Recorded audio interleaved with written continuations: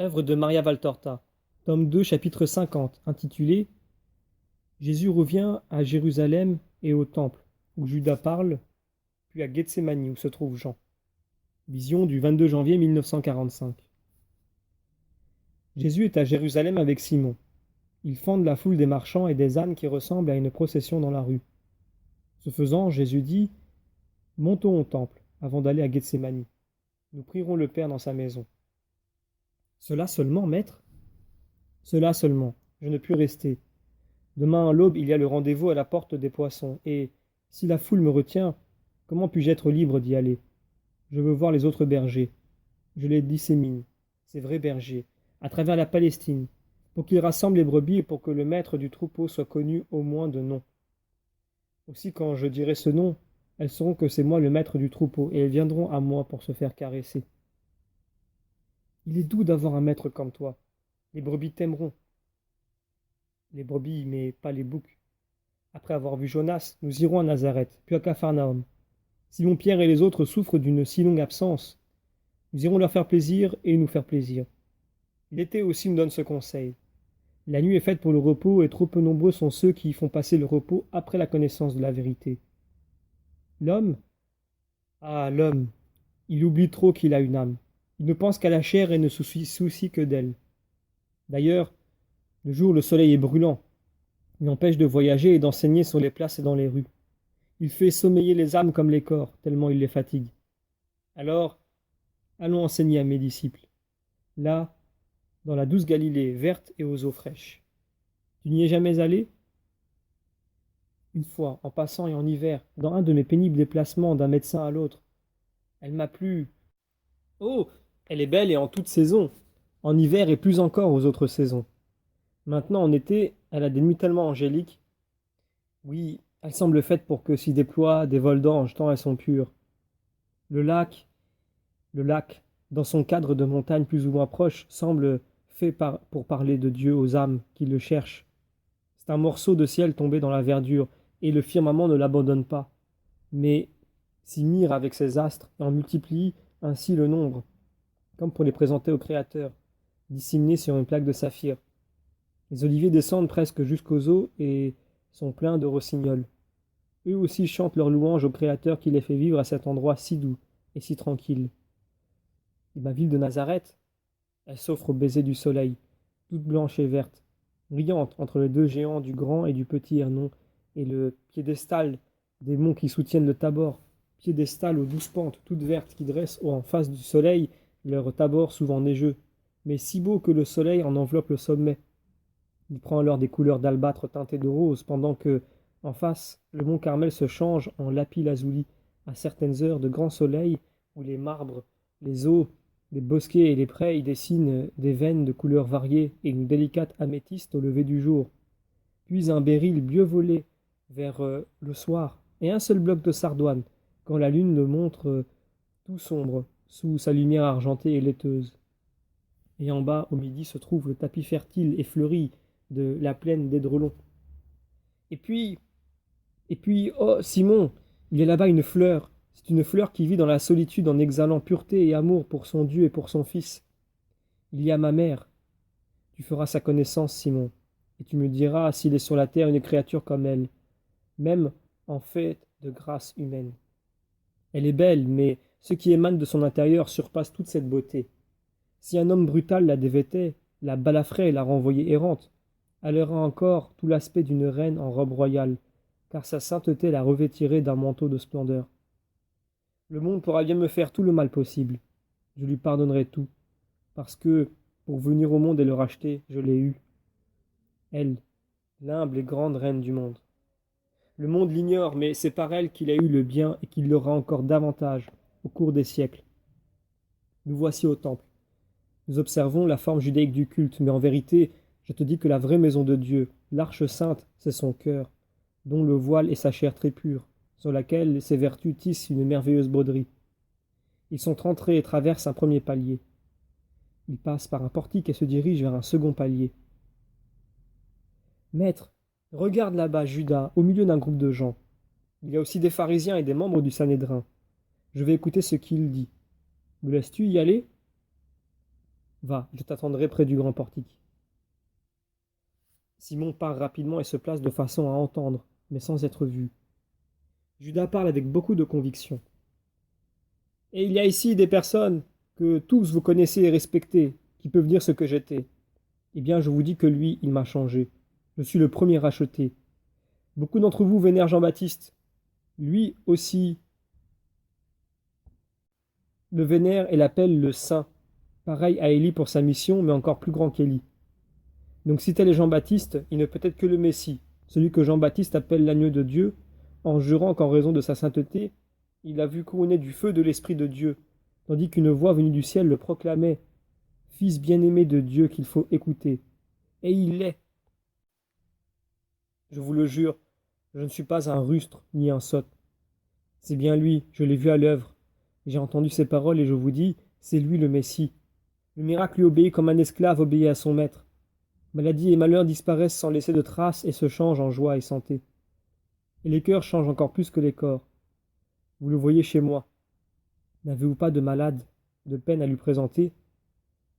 Si oui, venez demain à l'aube à la porte des poissons. Il y sera et vous satisfera. En attendant, voilà. En son nom, je donne aux pauvres ce secours. Judas distribue alors des pièces de monnaie à 2 estropiés et à 3 aveugles, et pour finir, oblige une petite vieille à accepter les dernières pièces. Puis il congédie la foule et reste avec Joseph d'Arimathie, Nicodème et d'autres qui me sont inconnus. Ah, maintenant je vais bien, s'exclame Judas. Je n'ai plus rien et je suis comme il le veut. Vraiment, je ne te reconnais plus. Je croyais que c'était une plaisanterie, mais je vois que tu agis sérieusement, s'exclame Joseph. Très sérieusement. Je suis le premier à ne pas me reconnaître. Je suis encore une bête immonde par rapport à lui, mais j'ai déjà changé. Et tu n'appartiendras plus au temple? Demande l'un des auditeurs qui me sont inconnus. Ah non, j'appartiens au Christ. Celui qui s'en approche, à moins d'être une vipère, ne peut que l'aimer et ne désire plus que lui. Il ne viendra plus ici? Demande Nicodème. Bien sûr que si, il reviendra, mais pas maintenant. Je voudrais l'entendre. Il a déjà parlé ici, Nicodème. Je le sais, j'étais avec Gamaliel, je l'ai vu, mais je ne me suis pas arrêté. Nicodème, qu'a dit Gamaliel? Il a dit, c'est quelques nouveaux prophètes, rien d'autre. Et tu ne lui auras pas rapporté ce que moi, je t'ai dit, Joseph?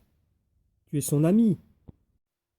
Je l'ai fait, mais il m'a répondu, nous avons déjà Jean-Baptiste, et selon l'enseignement des scribes, il doit se passer au moins 100 ans entre lui et le Messie pour préparer le peuple à la venue du roi. Moi je dis qu'il en faut moins, a-t-il ajouté, car les temps sont désormais accomplis. Et il a dit enfin, cependant je ne peux admettre que le Messie se manifeste ainsi. Un jour j'ai cru que la manifestation du Messie était commencée, parce que sa première lueur avait été vraiment un éclair céleste. Mais après, il s'est fait un grand silence et je pense m'être trompé. Essaie d'en parler encore. Si Gamaliel était avec nous, et vous avec lui, je ne vous le conseille pas, objecte l'un des 3 inconnus. Le Sanhédrin est puissant, et Anne le domine avec ruse et avidité. Si ton Messie veut vivre, je lui conseille de rester dans l'ombre, à moins qu'il ne s'impose par la force. Mais dans ce cas, il y a Rome. Si le Sanhédrin l'entendait, il se convertirait au Christ. Ah ah s'exclament en riant les 3 inconnus. Judas, nous te croyons changé, mais encore intelligent.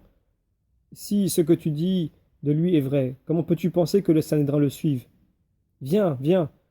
Joseph, cela vaut mieux pour tous. Que Dieu te protège, Judas, tu en as besoin. Et ils s'en vont. Judas reste seul avec Nicodème. Simon s'éclipse et revient vers le maître. Maître, je m'accuse d'avoir commis une calomnie en parole et dans mon cœur. Cet homme me désoriente. Je le prenais presque pour ton ennemi, or je l'ai entendu parler de toi en des termes tels que peu d'entre nous le font, spécialement ici où la haine pourrait supprimer d'abord le disciple, puis le maître. Et je l'ai vu donner de l'argent aux pauvres, et chercher à convaincre des membres du Sanhédrin. Tu l'as vu, Simon? Je suis content que tu l'aies vu en pareille circonstance. Tu le répéteras aux autres quand ils l'accuseront. Bénissons le Seigneur pour cette joie que tu me donnes et pour ton honnêteté d'avoir avoué ton péché, ainsi que pour le travail du disciple que tu croyais malfaisant, mais qui ne l'est pas. Ils prient longuement, puis ils sortent. Il ne t'a pas vu? Non, j'en suis sûr.